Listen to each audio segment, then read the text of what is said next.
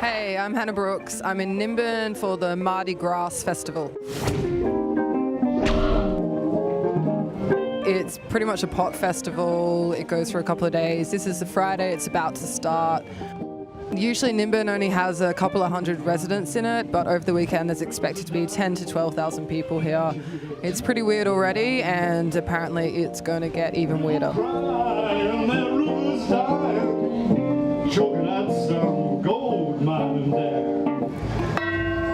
Yeah, that's the official gong. Nimbin's a country town in the hills of eastern Australia, and it's known worldwide as the centre of Australian cannabis culture. Unlike the rest of the country, which prides itself on its pubs and beer, it's almost impossible to get a drink in Nimbin, but pot smoking is encouraged and everywhere. It's a big reputation for a small one-street town. I'd heard how easy it is to score drugs in Nimbin, and as soon as I arrived I was offered weed, hash, cookies, mushrooms and acid. But the old hippies who run the town hate the street dealers, particularly the ones selling harder drugs like heroin and ice. Welcome to Nimbin, and remember, don't panic because it's organic. Okay, and so what exactly are you? I'm called the Planum, and he's the mascot for the Mardi Gras. It's a spliff character from the Phantom, and instead of the Phantom, there's the Plantum, because the quicker you learn how to plant them, you won't have to buy any off the dickhead across the road, you'll have your own. Recently, some locals made an effort to clean up the town's reputation and set up the Hemp bar, which is a place where you can buy and smoke weed. It's tiny and full of people getting stoned, even though the police station is just around the corner. They said we could film anything there except the dealer. Hi, what's your name? Dave Cannabis. What's your name? Big Bong. And what are you doing here? We're doing a webcast of the Mardi Gras. We're actually in year 7 of what's called a Reefer Madness decreation demonstration, where people and governments from all over Earth can see people using cannabis and see that it doesn't turn them into an insane, ravenous beast that's going to jump down and kill them. We arrived just before 4:20, 42 seconds. when every day they light a massive joint to exercise their right to smoke weed. 4.20 seconds. So I've got one from 420.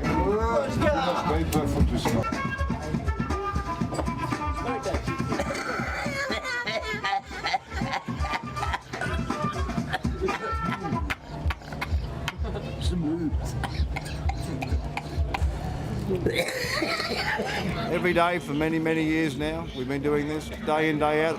God, that's smooth, isn't it? Yep. That was nuts. He nearly died. He nearly died, having the biggest joint I've ever seen in my life. Oh my God!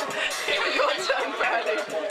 I'll swap. You smoke for So that's the thing. At 420, think peace for pot and pot for peace. It's Friday. We haven't done that much today. We got out of bed a bit later. Had our What? I'm stoned. It's Saturday, apparently.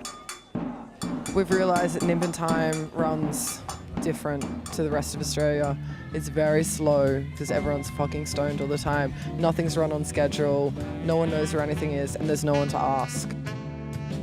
We went to the festival office and they told us to smoke a joint and relax.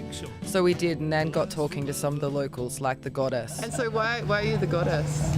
No, Well, yeah, I channel. you channel. I channel. Where do you live? In heaven. I hang out with Jesus and Muhammad and those guys. What does the Goddess do?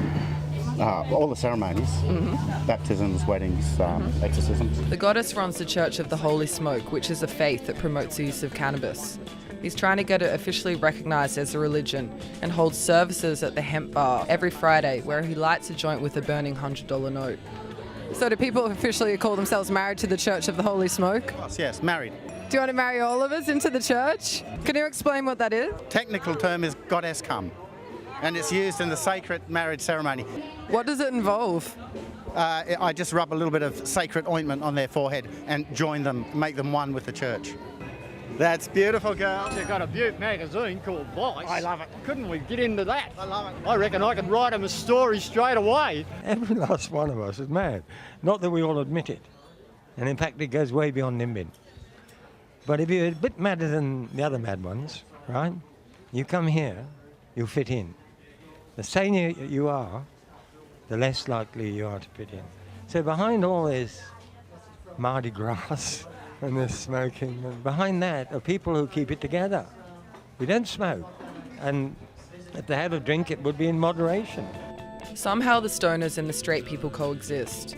The stoners need the straight people to provide essential services that make the town function, and the straight people need the stoners because weed keeps the town's economy alive.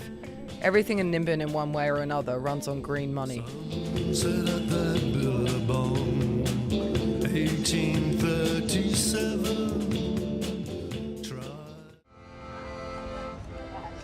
Nimbin was once a quiet country town with a thriving timber and dairy industry. But in the early 1970s, Nimbin hit hard times and was almost a ghost town. In 1973, a bunch of hippies, attracted by the cheap infrastructure and beautiful landscape, came to Nimbin and held the Aquarius Festival. Many of them stayed and set up communes and sought to establish a new type of society.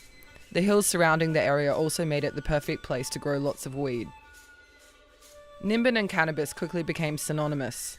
However, since it's illegal to grow, sell and smoke weed in Australia, there were always going to be problems. 15 years ago, some locals held a protest to highlight what they saw as the stupidity of the drug laws. This became a tradition and over the years turned into what is now known as Mardi Gras. A group of people marched down the street with a big joint, went into the police grounds of the police station, made a lot of noise and hoo-ha, and there was a collection of local people. Next year they decided to try and attract more people, and it sort of went on from there. As the people arrived, people thought, oh well, we better start creating other things to attract them, and out of that came the Hemp Olympics and, you know, all the other events. Take this, Johnny! And the yell was, take this, Johnny. Fly, bong, fly was the yell, and a nice powerful throw trying to cut underneath the oncoming breeze. I'm a little bit nervous. I don't know whether to go over under or underarm. You're into the bong throw. I am. What's your name? My name's Hannah. And Hannah, where are you from? Melbourne. Free the weed! Free the weed was the throw. That was a throw of 13 metres. 13 metres for Hannah.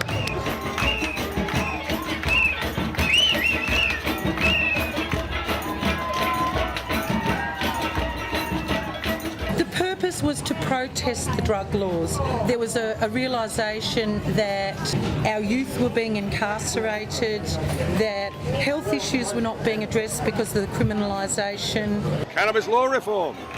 The law ain't working.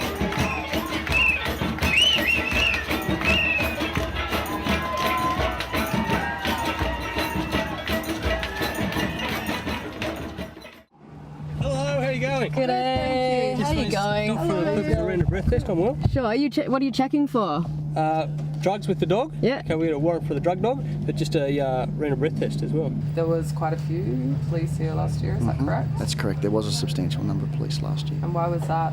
Given the nature and the size of this particular event, we wanted to have adequate police out here just to ensure that there was a safe environment. There is a perception that when Mardi Gras is on that certain activities involving cannabis are legal, such as the possession of, administration of or supply of cannabis. That is not the case. If the police catch people in possession of cannabis, if they catch them supplying it or indeed administering it, in other words smoking it, they will be arrested and they will be charged. And your time starts now. Smokes an early start. He's looking good. Instead, Nimbin promotes its own kind of law. It's got a street code that stresses tolerance and self and community respect. The locals' disdain for the law and the police that enforce it is obvious. While many cops do turn a blind eye to it all, sometimes they make token arrests, and when they do, the locals are always there to police the police.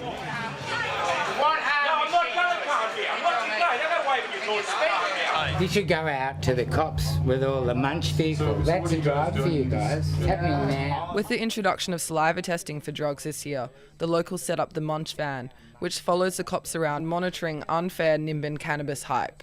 We had the media down in Peace Park and we had the testing kits and we tested them and they were all wrong, 100% wrong. The people that smoked didn't show, the people that didn't smoke did show. People that smoked showed amphetamines, people that took amphetamines didn't show anything at all. This year it was great. The cops stayed out of it. They got the message. Basically, it's a losing deal for them. They can't win. That seems to be true. While there were heaps of police, they were outnumbered by people smoking weed and having a good time, and that seemed to eliminate any paranoia. It's a totally grassroots kind of festival. Half the scheduled events didn't happen, and the ones that did ran hours late and changed locations.